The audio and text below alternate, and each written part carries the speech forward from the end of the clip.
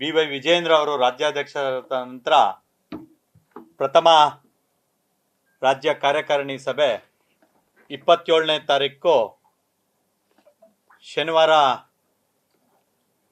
ಗಾಯತ್ರಿ ವಿಹಾರ ಅರಮನೆ ಮೈದಾನದಲ್ಲಿ ಪಕ್ಷ ಆಯೋಜನೆ ಮಾಡಿದೆ. ರಾಜ್ಯದ ಮೂಲೆ ಮೂಲೆಯಿಂದ ಈ ಕಾರ್ಯಕಾರಿಣಿಯ ಅಪೇಕ್ಷಿತರು ಸಭೆಗೆ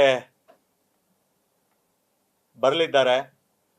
ಮುಂಬರುವಂಥ ಲೋಕಸಭಾ ಚುನಾವಣೆಯ ದೃಷ್ಟಿಯಲ್ಲಿಟ್ಕೊಂಡು ಪಕ್ಷದ ಚಟುವಟಿಕೆ ಜೊತೆಯಲ್ಲಿ ನಮ್ಮ ಮುಂದಿನ ಕಾರ್ಯಯೋಜನೆಗಳ ಬಗ್ಗೆ ಸವಿಸ್ತಾರವಾಗಿ ಶಾಸಕರು, ಸಂಸದರು ಒಳಗೊಂಡಂತೆ ಮಾಜಿ ಶಾಸಕರು ಜೊತೆಗೆ ಪರಾಜಿತ ಅಭ್ಯರ್ಥಿಗಳನ್ನು ಒಳಗೊಂಡಂತೆ 900ಕ್ಕೂ ಹೆಚ್ಚು ಜನ ಅಪೇಕ್ಷಿತರು ಈ ಕಾರ್ಯಕಾರಿಣಿ ಸಭೆಯಲ್ಲಿ ಪಾಲ್ಗೊಳ್ತಾರೆ. ಆ ನಿಟ್ಟಿನಲ್ಲಿ ಭಾರತೀಯ ಜನತಾ ಪಾರ್ಟಿ ರಾಜ್ಯ ಘಟಕವು ಕಳೆದ 10 ದಿನದಿಂದ ಪೂರ್ವಭಾವಿ ಸಭೆಗಳನ್ನು ಮಾಡೋದ್ರ ಮೂಲಕ ಈ ಕಾರ್ಯಕಾರಿಣಿ ಸಭೆಯನ್ನ ಯಶಸ್ವಿಗೊಳಿಸೋದಕ್ಕೆ ಬೆಂಗಳೂರಿನ 3 ಸಂಘಟನಾತ್ಮಕ ಜಿಲ್ಲೆಗಳ ಅಧ್ಯಕ್ಷರಾದಂಥ ಶಾಸಕರು, ದಕ್ಷಿಣದ ಅಧ್ಯಕ್ಷರಾದಂಥ ರಾಮಮೂರ್ತಿ ಅವರು ಒಳಗೊಂಡಂತೆ ಕೇಂದ್ರದ ಅಧ್ಯಕ್ಷರಾದ ಸಪ್ತಗಿರಿಗೌಡರು ಸೇರಿದಂತೆ ಮಾಜಿ ಉಪಮಹಾಪೌರರು ಮತ್ತು ಉತ್ತರದ ಬೆಂಗಳೂರು ಉತ್ತರದ ಅಧ್ಯಕ್ಷರಾದ ಹರೀಶ್ ಅವರು ಸೇರಿದಂತೆ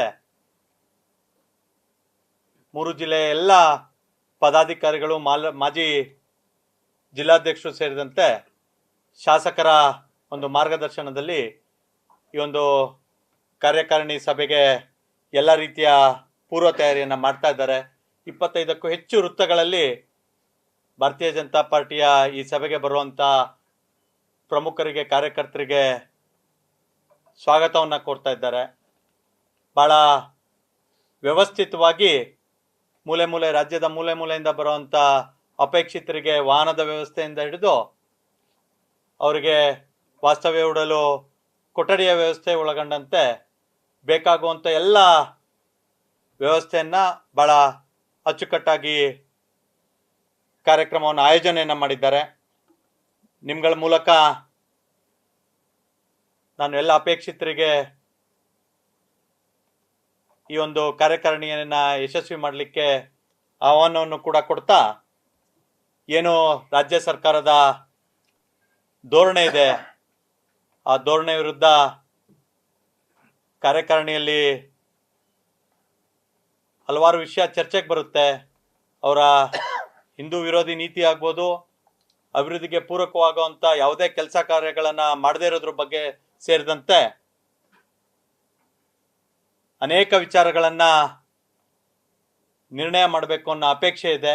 ಅದೆಲ್ಲದರ ಕುರಿತಾಗಿ ಸವಿಸ್ತಾರವಾಗಿ ಕಾರ್ಯಕಾರಿಣಿಯಲ್ಲಿ ಚರ್ಚೆ ಆಗುತ್ತೆ. ಜೊತೆಗೆ ಕೇಂದ್ರ ಸರ್ಕಾರದ ಏನು ಜನಪರ ಯೋಜನೆಗಳಿರ್ಬೋದು, ಜೊತೆಗೆ ಪ್ರಭು ಶ್ರೀರಾಮಚಂದ್ರನ ಅಯೋಧ್ಯೆಯ ಏನು ಒಂದು ರಾಮ ಮಂದಿರ ಕುರಿತಾದಂಥ ಪ್ರದರ್ಶನಿ ಬೆಂಗಳೂರು ಘಟಕದ ವತಿಯಿಂದ ಆ ದಿನ ಕಾರ್ಯಕಾರಿಣಿ ಸಭೆಗೆ ಬರುವಂಥ ಎಲ್ಲ ಅಪೇಕ್ಷಿತರಿಗೆ ಒಂದು ಪ್ರದರ್ಶನಿಯ ವ್ಯವಸ್ಥೆಯನ್ನು ಕೂಡ ಮಾಡಲಾಗಿದೆ. ಒಂದು ವಿನೂತನವಾಗಿ ಕಳೆದ ಬಾರಿ ಕೂಡ ಭಾಜಪ ಕಾರ್ಯಕಾರಿಣಿ ಬರುವಂಥ ಎಲ್ಲ ಅಪೇಕ್ಷಿತರಿಗೂ ಕೂಡ ಡಿಜಿಟಲ್ ಎಂಟ್ರಿ ಮಾಡೋದ್ರ ಮೂಲಕ, ನೋಂದಣಿ ಮಾಡ್ಕೊಳ್ಳೋದ್ರ ಮೂಲಕ ಒಂದು ಚಾಲನೆಯನ್ನು ಕೊಟ್ಟಿದ್ವಿ. ಅದನ್ನು ಕೂಡ ಈ ಬಾರಿ ಮುಂದುವರಿಸ್ತಾ ಇಡೀ ರಾಜ್ಯಾದ್ಯಂತ ಬರುವಂಥ ಎಲ್ಲ ಅಪೇಕ್ಷಿತರಿಗೂ ಕೂಡ ಒಂದು ಹೊಸ ಅನುಭವ ಆಗೋ ರೀತಿಯಲ್ಲಿ ಅಚ್ಚುಕಟ್ಟಾಗಿ ಕಾರ್ಯಕಾರಿಣಿ ನಡೆಸಲಿಕ್ಕೆ ನಮ್ಮ ಬೆಂಗಳೂರಿನ ತಂಡ ಸಜ್ಜಾಗಿದೆ ಅಂತ ತಮ್ಮಗಳ ಮೂಲಕ ತಿಳಿಸ್ಲಿಕ್ಕೆ ಇಷ್ಟಪಡ್ತೀನಿ. ಮುಂಬರುವಂಥ ಲೋಕಸಭಾ ಚುನಾವಣೆಯ ದೃಷ್ಟಿಯ ಇಟ್ಕೊಂಡೇ ಸಂಘಟನಾತ್ಮಕವಾದಂಥ ಸಭೆ ಇದಾಗಿರುತ್ತೆ. ಹಾಗಾಗಿ ಮುಖ್ಯವಾಗಿ ಲೋಕಸಭಾ ಚುನಾವಣೆಯಲ್ಲಿ ಪಕ್ಷ ಯಾವೆಲ್ಲ ಕಾರ್ಯಚಟುವಟಿಕೆಯನ್ನು ಮಾಡಬೇಕು, ಜೊತೆಯಾಗಿ ಸಂಘಟನೆ ಚುನಾವಣೆಯ ಜೊತೆ ಯಾವ ರೀತಿಯಾಗಿ ಜೋಡಿಸ್ಕೊಳ್ಬೇಕು ಅಭ್ಯರ್ಥಿಗಳೊಟ್ಟಿಗೆ ಅನ್ನೋದನ್ನು ಕೂಡ ಈ ಸಮಯದಲ್ಲಿ ಚರ್ಚೆ ಆಗುತ್ತೆ. ಚರ್ಚೆ ಮಾಡಿ ನಿರ್ಣಯ ಯಾವತ್ತೂ ಕೂಡ ಇಲ್ಲಿ ಪ್ರಿಪೇರ್ ಆಗಿರಲ್ಲ. ಕಾರ್ಯಕರ್ತರ ಒಂದು ಏನು ಕೋರಿಕೆ ಇರುತ್ತೆ ಅದನ್ನು ಚರ್ಚೆ ಮಾಡಿ ನಿರ್ಣಯ ಕೈಗೊಳ್ಳುವಂಥದ್ದು ಸಂಪ್ರದಾಯ.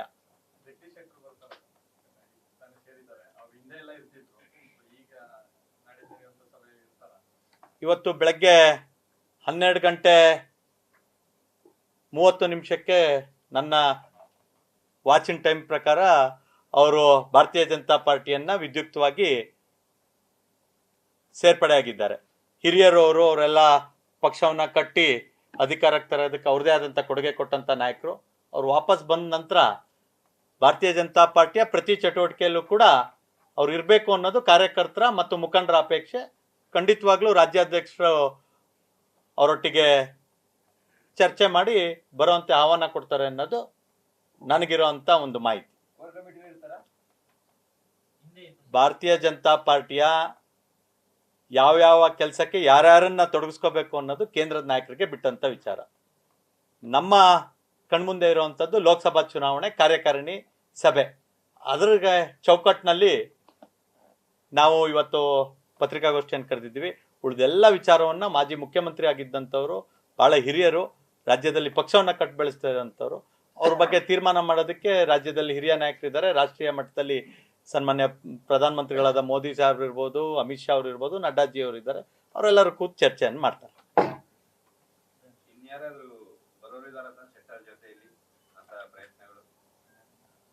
ಸಹಸ್ರಾರು ಸಂಖ್ಯೆಯಲ್ಲಿ ಗ್ರಾಮ ಪಂಚಾಯಿತಿ ಮಟ್ಟದಿಂದ ಹಿಡಿದು ವಿಧಾನಸೌಧದಲ್ಲಿ ಆಡಳಿತ ನಡೆಸಿರುವಂತ ಅನೇಕ ಹಿರಿಯರಿಗೆ ಸನ್ಮಾನ್ಯ ನರೇಂದ್ರ ಮೋದಿ ಅವರು 3ನೇ ಬಾರಿಗೆ ಪ್ರಧಾನಮಂತ್ರಿ ಆಗಬೇಕು ಅನ್ನೋ ಕಲ್ಪನೆ ಇದೆ. ಆ ನಿಟ್ಟಿನಲ್ಲಿ ಬರೋ ಎಲ್ಲ ನಾಯಕರುಗಳಿಗೆ, ಕಾರ್ಯಕರ್ತರುಗಳಿಗೆ ಭಾರತೀಯ ಜನತಾ ಪಾರ್ಟಿ ಮುಕ್ತವಾಗಿ ಆಹ್ವಾನ ಕೊಟ್ಟಿದೆ. ನಾವು ಸನ್ಮಾನ್ಯ ರಾಜ್ಯಾಧ್ಯಕ್ಷ ಹೇಳಿದ್ದಾರೆ, ಅವರೆಲ್ಲರನ್ನು ಸ್ವಾಗತ ಮಾಡ್ತೀವಿ. ಅನೇಕರು ಜಾಯ್ನ್ ಆಗಿದ್ದಾರೆ. ಮಾಧ್ಯಮದಲ್ಲಿ ಹಿರಿಯರ ಬಗ್ಗೆ, ಅಧಿಕಾರದಲ್ಲಿ ಇದ್ದಂಥವ್ರ ಬಗ್ಗೆ ಮಾಹಿತಿ ಬರುತ್ತೆ. ಆದರೆ ಗ್ರಾಮ ಮಟ್ಟದಲ್ಲಿ ಯಾವಾಗ ಈ ಹಿಂದೂ ವಿರೋಧಿ ನೀತಿಯನ್ನು ಅನುಸರಿಸಿ ಕಾಂಗ್ರೆಸ್ ಸರ್ಕಾರ ಕೆಲಸ ಮಾಡ್ತಿದೆ, ಅನೇಕರು ರಾಮ ಮಂದಿರದಲ್ಲಿ ವಿಚಾರದಲ್ಲಿ ಅವರು ತೆಗೆದುಕೊಂಡಿರೋ ಅಂತ ನಿರ್ಧಾರವನ್ನ ಖಂಡಿಸಿ ಸ್ಥಳೀಯವಾಗಿ ಅನೇಕ ಕಾರ್ಯಕರ್ತರು ಭಾರತೀಯ ಜನತಾ ಪಾರ್ಟಿ ಕಡೆ ಮುಖ ಮಾಡಿದ್ದಾರೆ. ಅದನ್ನ ನೀವು ಗ್ರಾಮ ಮಟ್ಟದಲ್ಲಿ ಅಥವಾ ನಗರದ ಬೂತ್ ಮಟ್ಟದಲ್ಲಿ ನೀವು ಅದರ ಬದಲಾವಣೆಯನ್ನ ನೋಡ್ಬೋದು.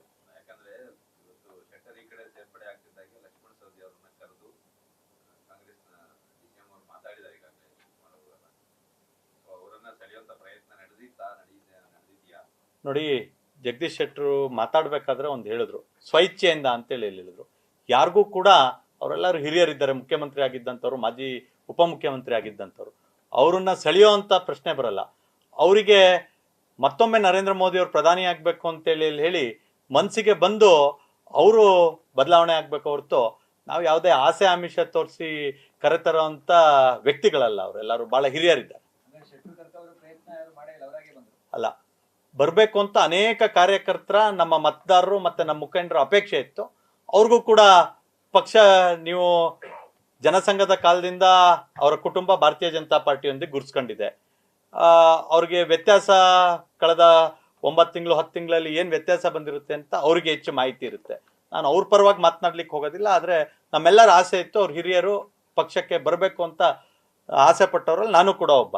ಹಾಗಾಗಿ ಅವ್ರು ಬಂದಿರೋದಕ್ಕೆ ನಾವು ಸ್ವಾಗತವನ್ನ ಮಾಡ್ತೀವಿ. ಆ ಆಸೆ ಸೌದಿ ಅವ್ರಿಗೆ ಏನಿದೆ ಅನ್ನೋದ್ರ ಬಗ್ಗೆ ನಾನು ಹೇಳೋದಿಲ್ಲ. ಪ್ರತಿಯೊಬ್ಬ ಕಾರ್ಯಕರ್ತನೂ ಕೂಡ ಯಾರು ಭಾರತೀಯ ಜನತಾ ಪಾರ್ಟಿಯಿಂದ ಬೇರೆ ಬೇರೆ ಕಾರಣಗಳಿಗೆ ದೂರ ಆಗಿದ್ದಾರೆ, ಅವರೆಲ್ಲರನ್ನ ಒಳಗೊಂಡಂತೆ, ಲಕ್ಷ್ಮಣ್ ಸವದಿಯವರನ್ನು ಒಳಗೊಂಡಂತೆ ಎಲ್ಲರಿಗೂ ಸನ್ಮಾನ್ಯ ನರೇಂದ್ರ ಮೋದಿ ಅವರು ಮತ್ತೊಮ್ಮೆ ಪ್ರಧಾನಮಂತ್ರಿ ಆಗ್ಬೇಕು ಅನ್ನೋ ಅಪೇಕ್ಷೆ ಇದ್ರೆ ಅವ್ರ ಮನಸ್ಸು ಪರಿವರ್ತನೆ ಆಗಿ ಬಹಳ ಶೀಘ್ರದಲ್ಲಿ ಭಾರತೀಯ ಜನತಾ ಪಾರ್ಟಿ ಬರಲಿ ಅಂತೇಳಿ ಹೇಳಿ ತಾಯಿ ಚಾಮುಂಡೇಶ್ವರಿಯಲ್ಲಿ, ತಾಯಿ ಹಾಸನಾಂಬೆಯಲ್ಲಿ ಪ್ರಾರ್ಥನೆಯನ್ನು ಮಾಡ್ತೀನಿ ಕಾರ್ಯಕರ್ತರ ಪರವಾಗಿ. Thank you. ನ್ಯೂಸ್ ಫಸ್ಟ್, ನಿರ್ಭೀತಿಯಿಂದ ನಿಮ್ಮ ಪರವಾಗಿ.